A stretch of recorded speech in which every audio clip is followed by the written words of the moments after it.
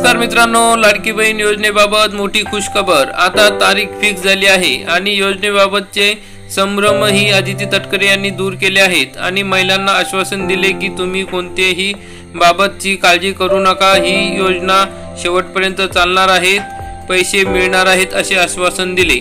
ज्या वेळेला ही योजना प्रस्तावित केलेली होती त्यावेळेला राज्यातील 2.5 कोटी महिला माझ्या माता भगिनींना या योजनेअंतर्गत लाभ मिळेल असा प्राथमिक हा आमचा अंदाज निश्चितपणाने होता। आज तगत आमच्याकडे 1,40,00,000 पेक्षा जास्ती अर्ज हे प्राप्त झालेले आहेत विभागाकडे आणि ज्या स्थानिक सगळ्या शासकीय यंत्रणा आहेत यांनी त्याची स्क्रुटिनी छाननी सुद्धा सुरू केलेली आहे।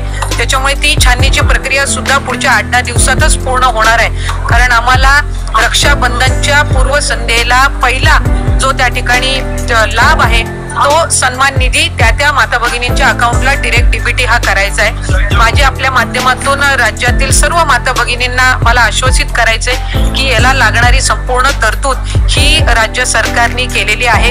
अर्थ विभागाने या संदर्भामध्ये कुठलाही कधीही आक्षेप घेतलेला नाही। पहिल्या टप्प्यामध्ये लागणारा जो निधी आहे साधारणपणे या वर्षाला लागणारा जो निधी आहे याची तरतूद ही अर्थ विभागाने निश्चितपणाने केलेली आहे, त्यामुळे कुठल्याही पद्धतीची चिंता नसावी।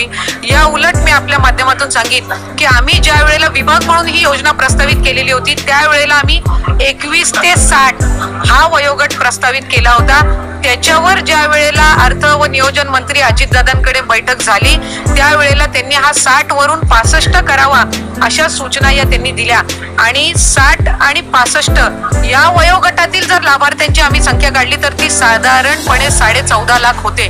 त्याच्यामुळे उलट त्यांच्या सूचनेनुसार 14.5 लाख लाभार्थ्यांची संख्या वाढली, ती कमी झालेली नाही आणि कुठलाही आक्षेप कधी घेतला गेलेला नाही। जी तरतूद केली जावी ती निश्चितपणाने केली गेलेली आहे।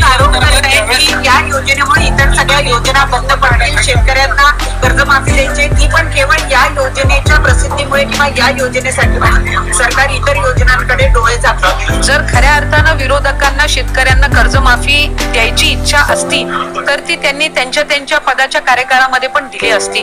आज मुख्यमंत्री माझी लाडकी बहीण योजना असेल, आज मुख्यमंत्री अन्नपूर्णा योजना असेल, युवा प्रशिक्षण योजना असेल किंवा आज शेतकऱ्यांना जी वीज सवलत मिळणार आहे किंवा त्यांना ज्या इतर पीक विमा योजना आहे 1 रुपयामध्ये पीक विमा याला सुद्धा उदंड असा प्रतिसाद मिळत आहे। त्याच्यामुळे आतापर्यंत कुणीही आपण सांगावं की या योजनेमुळे आधीच्या कुठल्या योजना बंद करण्यात आलेल्या आहे असं एकही उदाहरण विरोधकांना देता येणार नाही।